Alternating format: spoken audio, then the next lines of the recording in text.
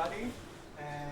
I'm very happy to start our new semester with our club in the new semester. And before I introduce Guy, just small note. Next week, and next week only, we'll have the meeting via Zoom, not frontal, because our lecturer cannot join us physically. So next week, please join us through Zoom. And afterwards, we'll continue to meet here in this room. So today, Guy Hacohen will talk to us about principal component in neural networks, principal component bias in deep neural networks, and enjoy the talk. Thank you. Okay, good luck. Can you all hear me with this Madonna thingy? Yeah. Great. Okay, so nice to meet you. My name is Guy, and I'm a PhD student here at Daphna's Weinstein Lab. And today I'm going to talk about principal component bias. And before I dive into this topic, I want to... Okay, this suddenly stopped working. It doesn't work. So I want to introduce you to another phenomena that we see in a neural network that we want to explain using the principal component bias. So the phenomena we see is that neural networks tend to learn data in a very similar order. And what do I mean by that? So I think this graph is maybe the best way to present it. So even if I take, let's say, the ImageNet dataset, which is commonly known and very large, at least for images, and train two different models on it, and these models I train ResNet and AlexNet, and they are vastly different models, so a few years different between them. ResNet incorporated skip connections and batch normalization and all kinds of stuff that AlexNet did not, so the architectures are completely different. And yet, these architectures, and actually all the architectures that we tried, pretty much learn in the same order. And what do I mean by the same order? So what I did in this graph, we compared the accuracy, we compared these two models in different points along their training when I compare with specific accuracy. So let's say in this point I compare ResNet and AlexNet in different epochs when both reached 40% accuracy over ImageNet. And what I did here, so basically I just counted from all the examples that these models can predict correctly, I just counted how many of these examples only one of the models can classify correctly. So in the green, it would be how many examples only ResNet managed to learn. And in red, I counted all the examples that AlexNet managed to learn, but ResNet did not. And in blue, I counted all the examples that both of them managed to learn.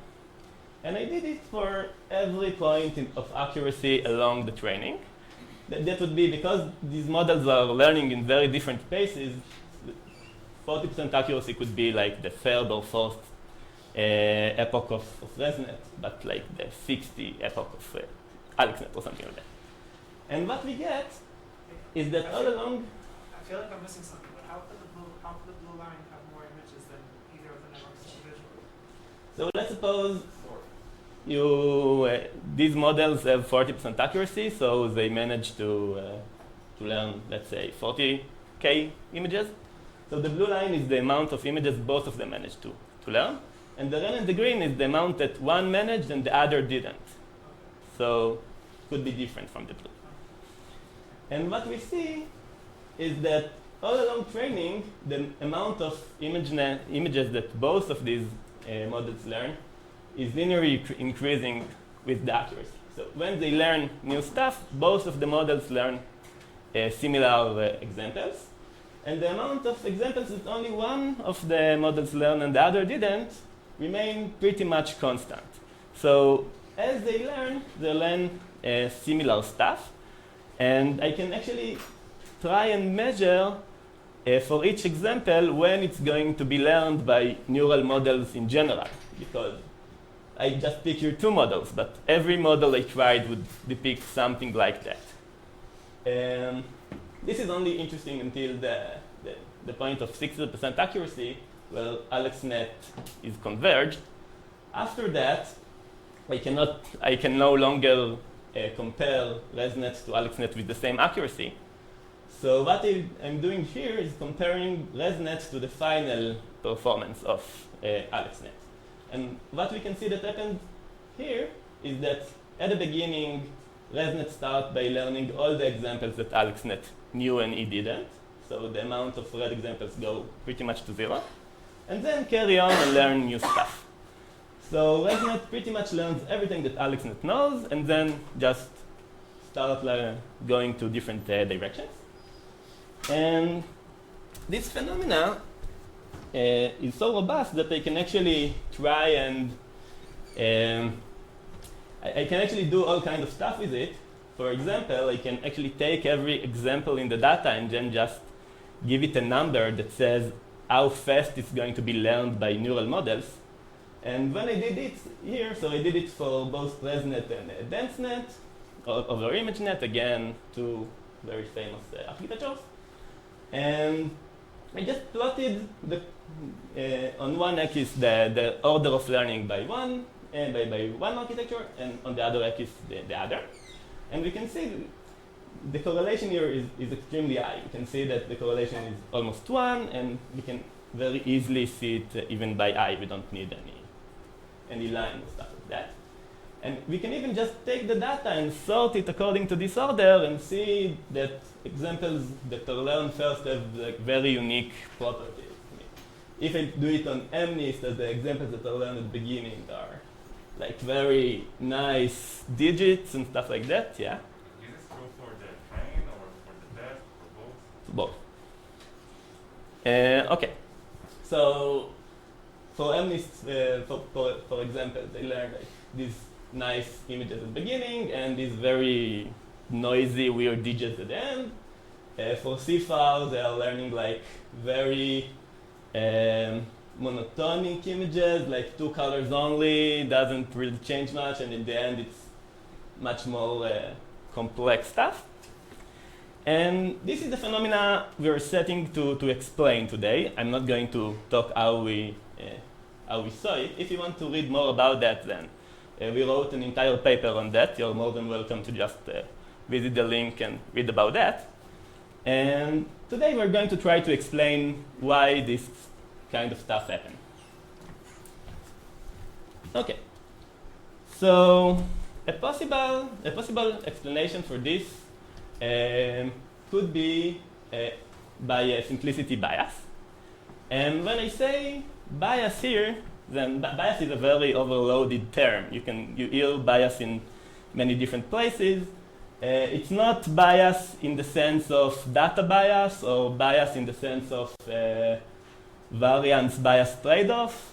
It's bias in the sense that the function that the networks learn is beginning by being simple and then becoming more and more complex as learning progresses.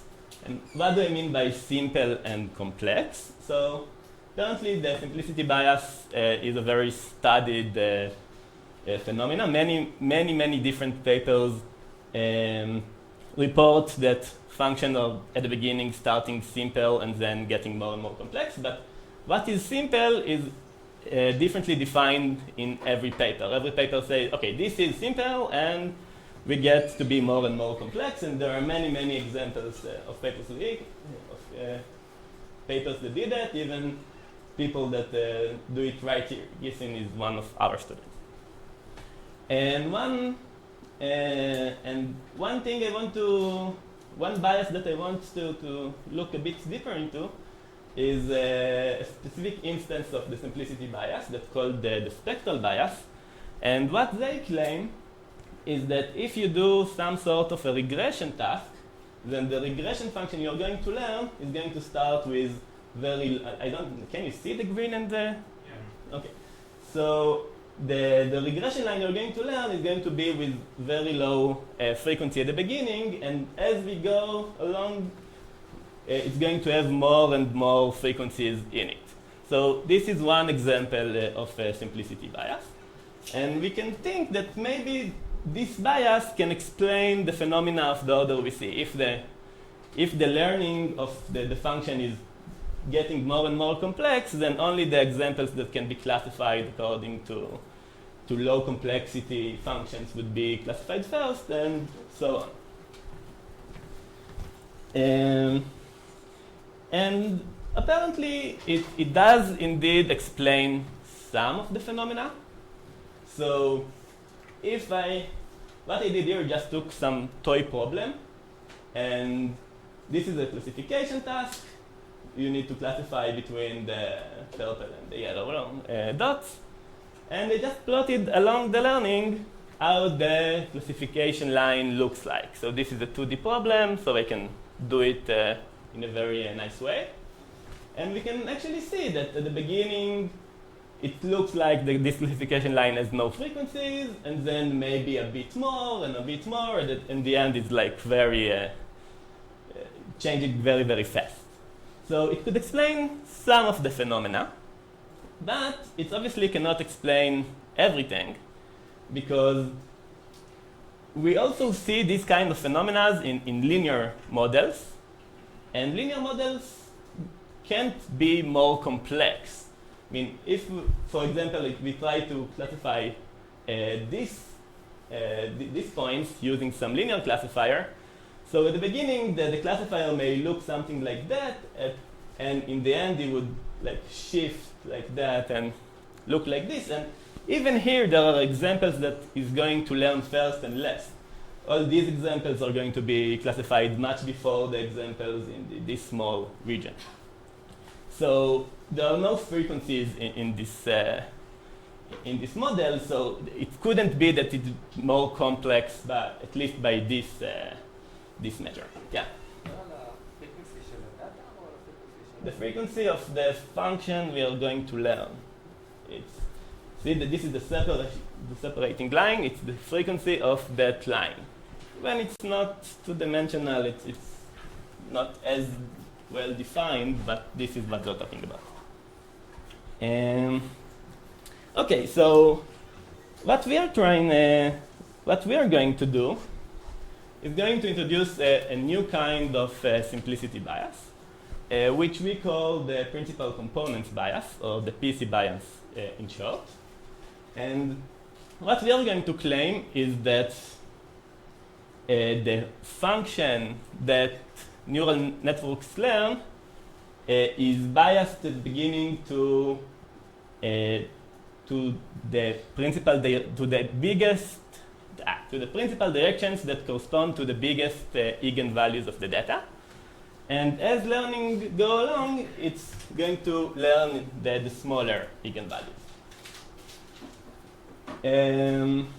Okay, so what we're going to do in this entire talk, we're going to explain the PC bias, and then we're going, at least in deep linear networks, we're going to actually prove that it should work like that. And then in nonlinear networks, we're going to see empirically that it works like that.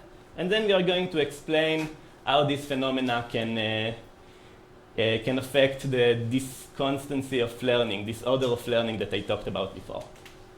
Okay, so let's dive right in. So I'm going to begin with notations first. So again, at this point, I'm going to try to prove, I'm going to prove that it works on deep linear networks. So when I talk about deep linear networks, you should imagine something like this. This is going to be my data. I'm going to look at it as a matrix that every row is my example. Every column is my example. So the columns here, I'm going to call that Q. This is going to be the dimension of my data. And I'm going to multiply it by several linear matrices. all these linear matrices are going to be of the same width, and this is going to be a 3-parameter, which I will call M. And the only two different matrices are going to be the one that is the closest to the input, which have to be in the size of the input, and the one which is closest to the output, which have to be at the size of the output, which is the number of classes that I'm trying to classify. So I'm going to call that K. And we're going to note that even though this entire thing is linear, the optimization process is no longer linear in this case, because when I'm going to run gradient descent here, I'm going to update every layer not independently, but differently, and then the linear operator is going to depend on the multiplication of all this. So this multiplication problem is no longer convex, although the solution is indeed linear. And these kind of models usually are learned, I don't know if usually, but commonly analyzed when trying to explain phenomena in deep learning. And there are many, many papers. I just cited like a few of them, but many papers work in these directions. And I also want to note here that of special interest is going to be this W matrix, which is just, we call it the compact representation, just the multiplication of these matrices. And basically, we would want to know how this matrix is changing over time. Although, again, we're not really optimizing it. We're optimizing some other variables that affect it. Okay, so let's begin in, yeah. Are you modeling the classification as a regression problem right now? No, this is always classification problem. Every X has a specific one-not vector, which is one of K options, and this is just a classification problem. Yeah, what I mean is that the output of the linear network is not Yeah, we also need to do some. The output here is going to be with just L2 loss, and I'm going to pick the best one. Yeah. Can you say again what is not convex? So what is not convex here is that if you would take just this matrix and try to do gradient descent on it, it would be convex. But you're not doing that. You're taking gradient descent and update each matrix, and then you multiply these results. So when you try to update a multiplication problem, this is no longer convex. Okay? Okay, so before we dive on this non-convex problem, let's take a look on its convex counterpart. Let's take a look of what would happen if we have a shallow network with just a single matrix, and we want to optimize this matrix. So these kinds of results are known for many, many, many years. Jan LeCun at 1991 wrote an entire paper on it, although it was known a bit before that, much before that. But what he found, or what he reported, was the following dynamics. So if I just train this W using L2 loss, then I can actually model at every time point how W changes. So at time point S plus 1, the weights are going to be exactly the weights of time points S minus the learning rate times some error function. And this error function is defined here. And since this error function depends on the covariance matrix of the data, if I look on this problem in the principal components coordinate system, I can actually get that this covariance matrix could be diagonal, so I could see how each one of the elements of W in that coordinate system converge independently, and this is very comfortable when you want to look on the dynamics.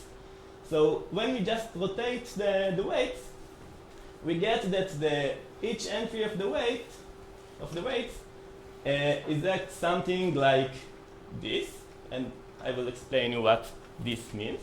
So these weights are I add here two components, this one and this one, and this component is only depend on W0, only depend on the initialization of the data. And this component, I multiply it by 1 minus the learning rate times the eigenvalue of this specific direction. So this number is a bit smaller than 1. And this is a geometric series. So this is going exponentially fast to 0. And it's going exponentially fast depends on the eigenvalue of the corresponding direction. So for direction with larger eigenvalues, this go exponentially faster to 0 than direction with lower eigenvalues. So this go exponentially fast to 0. And on the other end, this is just 1 minus this term. So this is going exponentially fast to 1. And these terms depend on the W optimal. It depends on the best weight I could find. So for larger components, I converge to the right solution exponentially faster than for lower components, and I forget the random initialization exponentially faster than for smaller components, which is very nice. It's the beginning of the PC bias idea, but it works in this very nice and complex problem, which is too simplistic for us. So, כן, בטח. Yes. Sure. אני קצת לא הבנתי איך סיגמה YX משתתף פה, כאילו, במה אתה מטריץ הזאת? So sigma yx, once you rotate it, it just become the mean. It just become the mean. On purpose, I did not include it because it's just details, but it becomes the mean of each class, and it affects this W optimal. The W optimal depends on Yx, and it's going to be incorporated into this term. Please reply the questions for the group. Sure. Next time. Okay, so let's look on. Yeah. Yes. But in multivariate problems, the important thing would be the principal eigenvectors of the cost covariance, not the features covariance, right? This is a scalar case, that's why it's a bit mysterious. The This only is. important thing is the principal vector of the features. Yeah. That's surprising. I mean, this is like No, results it's from. scalar problem, I understand, it doesn't matter. In a multivariate case, the important thing should be the relation. Okay, so let's. Yeah. כשהערך העצמי של המטריצות קובריאנס, נגיד שווה לערך סינגולרי שווה לאפס, אז אין תיקון למשקולת? So if the problem is with zero eigenvalues, then kind of means that you have less examples than the amount of that the dimension of the data is too small for your problem, and there is no longer one solution. It gets much uglier. So we assume we have enough data. Okay. So let's take a look on the deep case. And again, the difference here is the non-convex optimization and the over-parameterization. And actually, there is now more than one solution to this system. I mean, the W at the end would have to be a single solution. There is a single answer for this W, but you can multiply different matrices to get to the same W. So there are more than one solution here. And we want to ask ourselves what we can learn about the dynamics of this model, and if this model can maybe shed some light on how the dynamics work in general neural networks. So let's look at how the dynamics look like. But before I do that, I need to, they're now not as simple and cute as the nices before, so I would need more notations. So what I'm going to do now is I'm going to define you two matrices that we call the gradient scale matrices. These matrices are defined for every layer in the network. So in this 5-layered network, I have 10 matrices, 2 for each layer. There is a pair of matrices for each layer. And if I, for example, want to look on the gradient scale matrices of the 3rd layer, I'm going to define them as follows. So I'm going to first look on all the matrices on the left of this layer, and I'm just going to multiply them by their transpose. So I'm going to get a matrix that I'm going to call A, which is just all the matrices from the left of the layer times their transpose. And I'm going to get a very small matrix that depends only on the number of classes, because this is going to be transposed, so I only get the dimensions of the data. So I would get like a small matrix k by k. And from the right, I will do pretty much the same thing, only I will change the place of the transpose. I will take all these matrices and transpose them and then multiply it by the transpose. And I would get some bigger matrix that depends only on the dimensions of the data. So I would have these two matrices for every layer and 2 matrices for each layer. So 10 matrices in this simple case. And once I defined this type of matrices, we can now actually look directly on the dynamics of W. So the dynamics here, the W here is the compact representation of the data, is what happens when I multiply all these matrices. And remember, I don't update it myself. I update each layer and then multiply it. So how it would look like? It would look like a sum. First of all, it's at time s plus 1, it's the exact weights that for time s. And again, I'm subtracting the learning rate. But now, instead of just taking the error, I also have a sum over the layers. And every error is multiplied from the left by the left gradient scale matrix, and from the right by the right gradient scale matrix. So let's take a look how this look like. This is true for the square loss, or? Yeah, for the square loss. Okay, so we get this kind of dynamics. And first of all, let's note that this is just a generalization of the shallow case. If I just put L equal 1, then this sum disappears, it's just one item. And by definition, A and B are going to be just the I matrix. And I would get that this is exactly the dynamics we saw in the shallow case.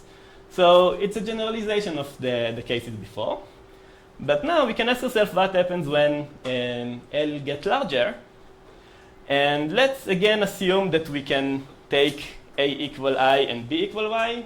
We can't in the general case, but let's assume we can. And again, we can rotate it to the principal coordinate system and look in each direction independently. And what we get is something that is very, very similar to the shallow case. Again, every weight is depend on 2 terms. One of them is going to 0 exponentially fast, and it's larger for larger eigenvalues. And one of them is going to 1 exponentially fast, and again, faster for bigger eigenvalues. And we can also note that the number of layers comes into play here as well. So basically what we get that this entire thing going to converge much faster when there are deep networks. As deeper the network is, this thing is going to converge faster, which may be counterintuitive, but is also what many other people found in this term. So we can kind of explain this phenomena. But this is all only in the cases that A and B equal I. So let's take a deeper look on these A and B and see if we can actually assume if there are I. Yeah. Lambda J should take here values between 0 and 1, or this is not? Lambda, yeah, you should pick the learning rate to be small enough. So this happens only for small enough values. If the learning Yeah, if the learning rate is too large, this is no longer out. Can you repeat why deeper networks converge faster? Yeah, because in this series here, I depend on D, which is the eigen value, but also on L. So it's going to be bigger. But sorry, so you need to take the learning rate to cancel the L. So yeah, what you get here that the learning rate is kind of acts as, it kind of increases the learning rate you're taking. If you want to have the same dynamics, you need to lower your learning rate as you increase your. Yeah. So does the depth affect the convergence? 'Cause you need It to affects take- the learning rate, but yeah, and it's only in You this. can allow yourself larger learning. You can allow yourself larger learning rates if you have shallower networks. So then what converges faster? You're right in that sense that this L is very much similar to the learning rate. What really matters to us here is the eigenvalues that are not affected by the learning rate. They're different for every direction. But yeah, the L is similar to all, so it's like playing with your learning rates. Yeah. Just to make sure, what's MJ? MJ is, yeah, a clearer note would be to write here like W optimal, but MJ is like the mean of every class, Oh, okay. and this thing is just the optimal value. So it's like what we saw before. It's like what you saw before. Yeah, A and B are the same in each layer?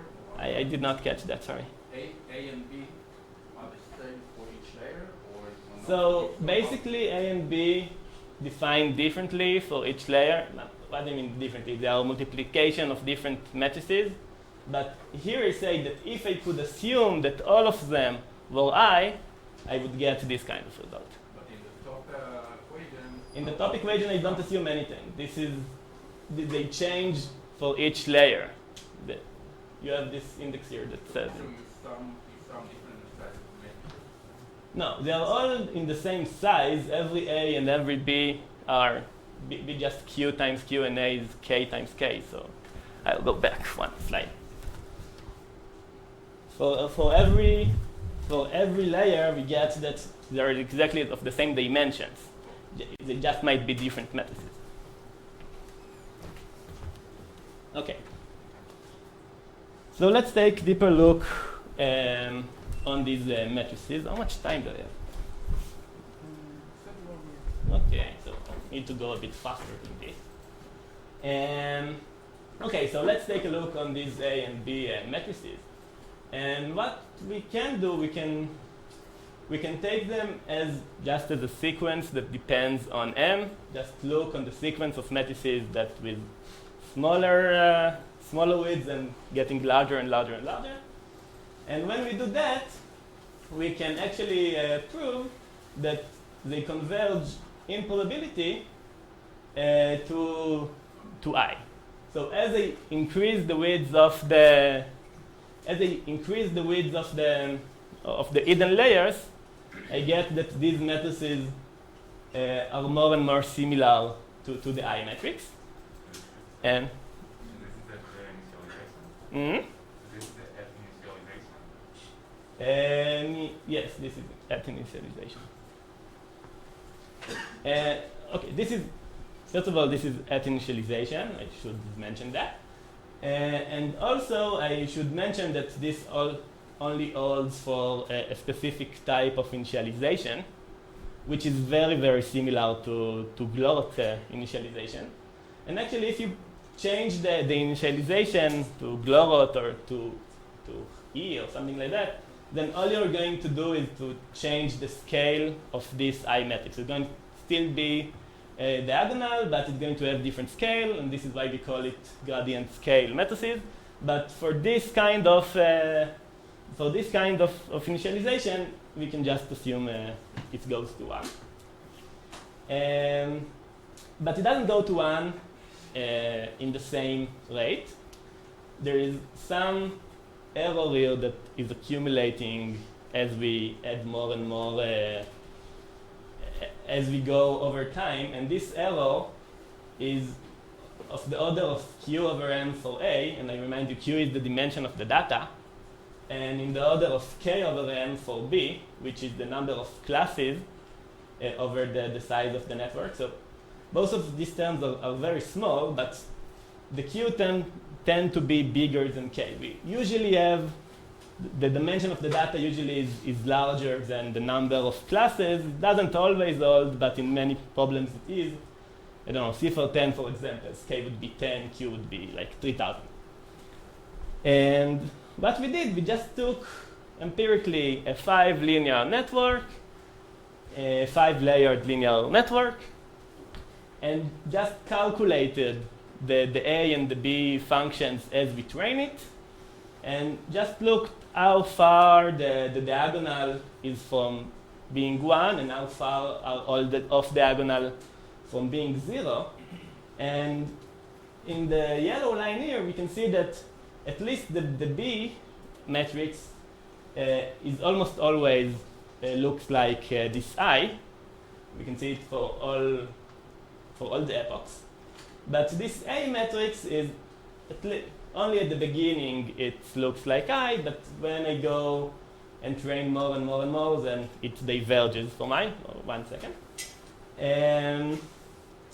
But note that this black line over here is when the network reached the maximal performance over the data.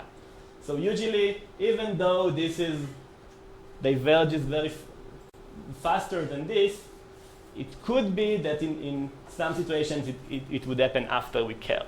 But at the beginning, both of them behave very nicely. Yeah? Is this just a specific layer, or does this hold for... This holds for every this holds for every layer. I only show here the third layer because of space issues.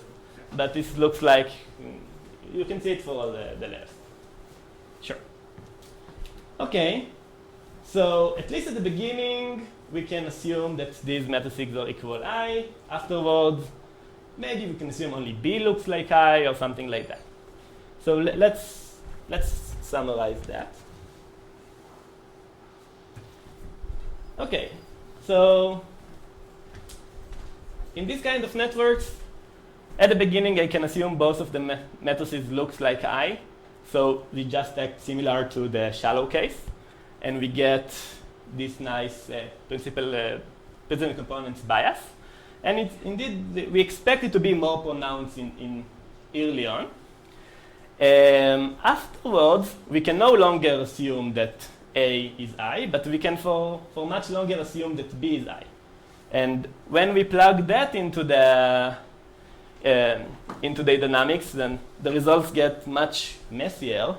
So I don't want to go in on all the notations here, but it's going to look something like that, where A is just a matrix that depends on all those non-I matrices. And note that even though it looks much uglier, it still holds that it's some geometric series. I mean, this is still a geometric series that multiplied the initialization. This geometric series now depends on matrices and stuff like that, but still the only different thing here is this D, is this eigenvalue. So this is going to go to 0 exponentially faster for larger eigenvalues. And this is also, it's a sum of geometric series, but also depends only on this eigenvalue, and it's going faster to 1 as it's going faster to 1 as the eigenvalue is increasing. So even after this a stops being equal to I, we can still get this kind of species bias behavior. However, this species bias behavior now is much noisier and much less pronounced than before. So we expect to still see it, but not as prominently as we saw it before. Yeah? Say that when A and B are close to 1, how does the analysis depend on the distance from 1? Like if it's like epsilon close to 1, does it break everything or? No, I mean, in practice it doesn't. Theoretically, I'm not sure. And does it depend exponentially on the distance from? Exponentially on the depth? Or? Actually, I'm not quite sure what to answer you about that. So I don't want just to. I need to think about it more than 1 minute. Okay, so what happens in practice? So let's look on a very small network, like 2 layers, with Q equal to 1024. And M here, I should have written this, but M here is equal to 1000. So the width here is not too large it doesn't approach infinity. It's a specific value, and it's in the order of magnitude of Q, so this is far from the theoretical assumptions. And what we see here, so what we did, we just looked on this W matrix. We took 10 such models, trained them on this problem, and just looked on the standard deviation of every entry in this W, and every entry here corresponds to different principal direction, because this problem is rotated to the principal component basis.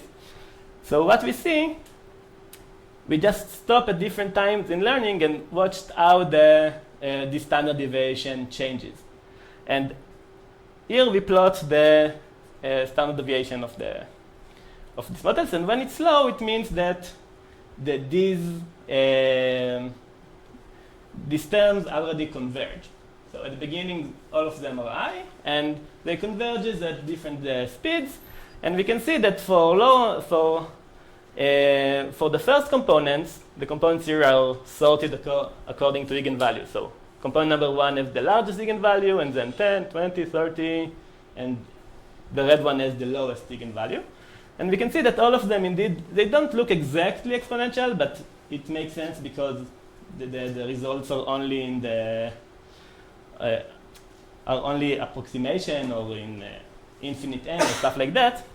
But they all look fairly exponential, and they're all going to 0 and faster for bigger eigenvalues.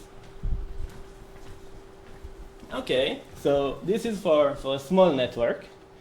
And now I can do it for a much bigger one and for all the components. So you can see the behavior better. So here I took 5-layered linear network. I took 10 of them. And now they are classifying CIFAR 10, which is much realer problem. And I even, here in the theory, I used the L2 loss or stuff like that. Even here I used stuff that people use more often to make it more real. So this is the cross entropy. And I even added convolutions, and it's remained the same. But what we can see here, so we look on this network. We look on the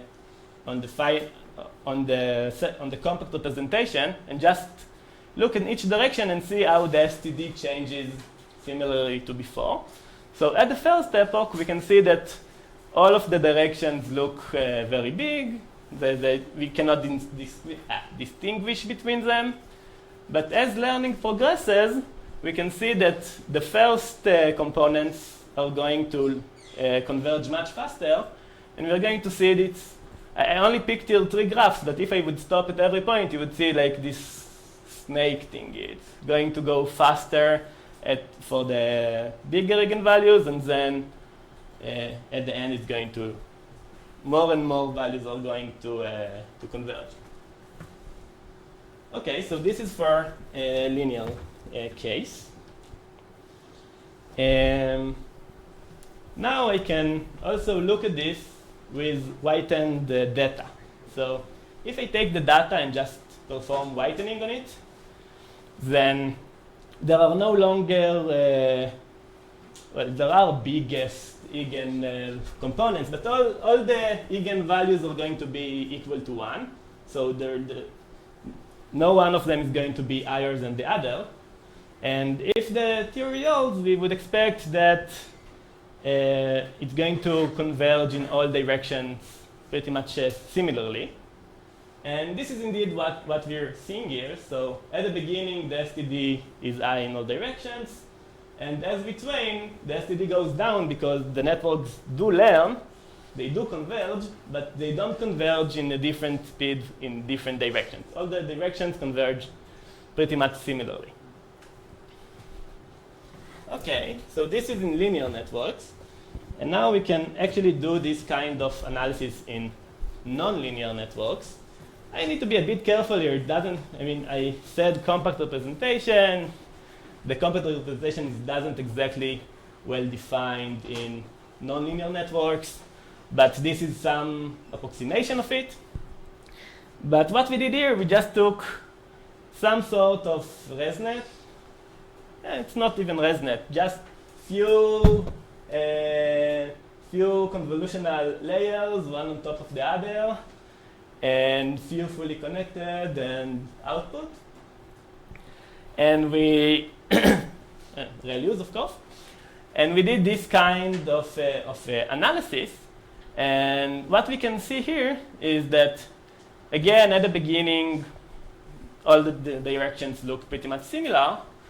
And in the middle and in the end, we can see that the first components are converged much faster than the others. And it pretty much stops there. I mean, the PC bias happens in this kind of networks. This is maybe not the best way to present it because, again, this is some sort of an approximation. But at least for the biggest components, the convergence happens much faster, which also shows something like the PC bias, but in real networks. Okay. 10 דקות? אוקיי, בסדר. כן. Can you explain again what are principal components in the nonlinear case? I can't hear you. Can you explain what are principal components in the nonlinear case? Yeah, so it's a good question because it's not really well defined. So basically what we did here, we took the network and just ignored the ReLUs. Okay. And then we got linear approximation, and then we got linear operator and rotated it. Okay, so I'll try to cherry pick the best. I don't have much time. So if we go back to the original goal of this entire thing, it was to try and explain why the order of learning is similar across different models. And that method actually gave us the option to measure for every example how fast it's being learned. So we can do it for linear networks, and we can do it for nonlinear networks, and see if the order is similar in some sense.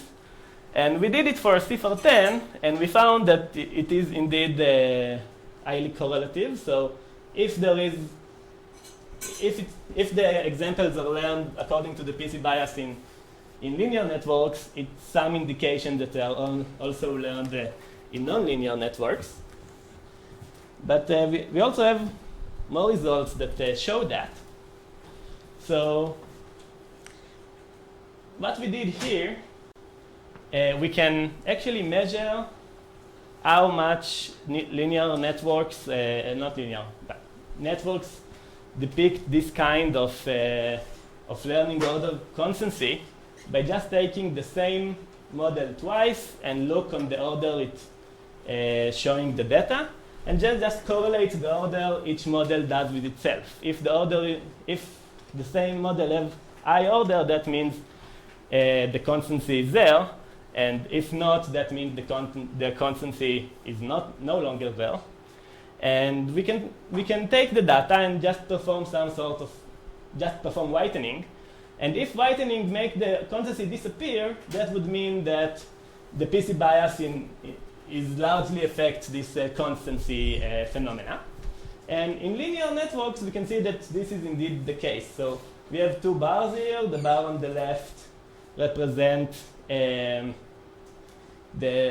only the examples that are learned at the beginning of the learning. So we can focus on the initial part of learning because we know the PC bias should be more prominent there. And we can see that in linear networks, there is very, very large constancy if I train on non-whitened data. But once I begin to train on whitened data, all this constancy disappear. So the PC bias has a large effect on that. And this effect also appears in the entire data, but much less. When I go to nonlinear networks, I again see a huge, not as prominent as the linear one, yes, but I still see a big gap when you use whitened data as opposed to non-whitened data, showing that the principal components, the PC bias does affect learning here, but maybe less prominent than the linear case. These effects almost disappear when I go to the entire data because, again, the PC bias is prominent at the beginning of the learning more than the end of it. Okay, let's see another set of examples of the results. So basically, what we did here, we took the data, we performed some PCA on it. So now we reduced its dimensions to either 1, 10, 100, or 1000. And then we trained networks, nonlinear networks, regular networks on it. And then we measured the accuracy on the original data, the non-projected one. And we see that, okay, the more we project, the lower the dimension is, the lower the accuracy is, which makes sense because they lost information when they did these kinds of projections. But what I can also see is that for lower projections, there are peaks at the beginning. And for a very large number of components, I keep on learning for much, much longer. And the PC bias could explain such phenomena. If we think that the networks are first learning to classify according to the larger principal components, then data that only has the larger principal components are going to peak much faster because they share the same components as the real test data. But data that has many informative components is going to be learned in a much slower pace, and every one of the components is going to benefit a bit to the data, so we would expect to see this kind of rise. Yeah? This is the accuracy on the test. Yes, this is accuracy on the test data, but the train is on projected data. Okay. So probably now I will have to jump a bit. Okay, let's see another result and then go to questions and summary. Okay, so what we can see here. So what we did here, we tried for every example. Again, we take here, I think this is CIFAR. For every example, we are going to give it a number, which says, which should be something like the critical component of this of image. essentially what I'm trying to do, I'm trying to measure for each example how many components do I need to have in order to classify it correctly by a classifier. So what I did is just I projected it to 1 dimension, 2, 3, 4, all the options. And when you project it to very few dimensions, many of the pictures cannot be classified correctly, but when you project to a lot, they can. So I just measure for each example which component is the simple linear classifier can classify it from now on. So if an example have 2000, then until 2000, sometimes it could be classified, sometimes it couldn't be classified, but from 2000 on, all the projections were classified correctly by simple linear classifier. And this gives me a specific number for every example. And now when I have this number, I can take it and correlate it with the order of learning that we saw before. So in the x-axis here, we have the order of learning. Being on the 1 means you're being learned very, very fast. Being on 0 means you're never being learned at all. And we see that if example is being learned first, then its critical components tend to be much slower than if it's being classified at the end. And the correlation here is again very, very high, which once again points that this kind of PC bias can explain, or at least partially explain, this kind of phenomena. And now I'll go to the summary because I don't have any more time. Well, we managed to do almost all of it. Okay, so just to summarize,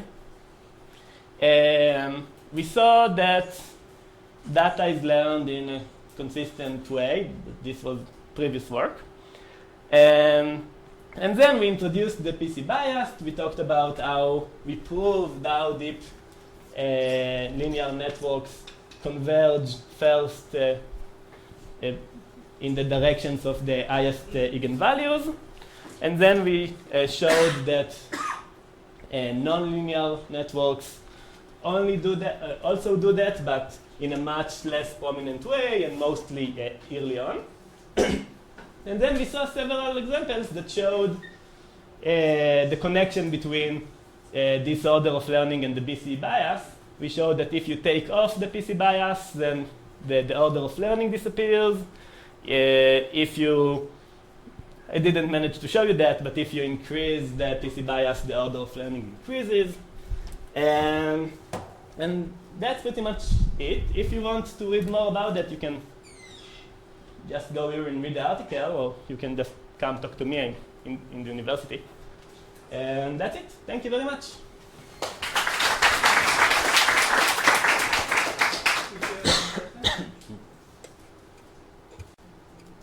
Okay. Do you think there's like a possibility or a direction to use the results of this article to predict for new examples of how would it be to classify them, like looking at their eigenvalues? Then the obvious answer is yes, but it's kind of tricky because to know how hard an example would be to classify it, you can just train a network and see how hard it was to classify it, which doesn't take that long. And if you want to start and project it and see classifiers for all the projections or stuff like that, it would take you much longer. So the answer is yes, but it would be like a bit inefficient. But if you don't have the time, like you get new examples that you need to predict and you don't have the time for it. So example is hard in the context of a problem. One example could be easy for several problems and hard for other problems. So if you don't have this kind of problem context, it's much harder. But if you know, that's true that we don't have the context every time. I mean, usually we want to classify real images that humans took with their cameras, stuff like that. There are many contexts that are shared, and so you can do that, and there are actually some works that does. but it's not trivial. I mean, you need a problem. You need a context. There is no like strict answer. This example is easy.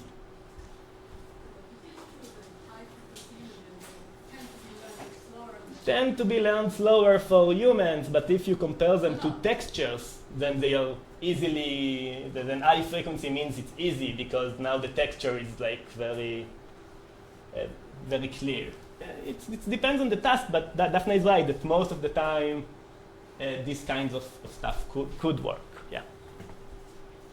Try to check if the phenomenon appears in non-linear classical models like decision trees or things like that, because they don't seem to be unique for linear networks. So Non-linear networks. we didn't do that, and the reason we didn't do that is because, again, we are trying to explain the phenomena of order constancy, of learning order constancy.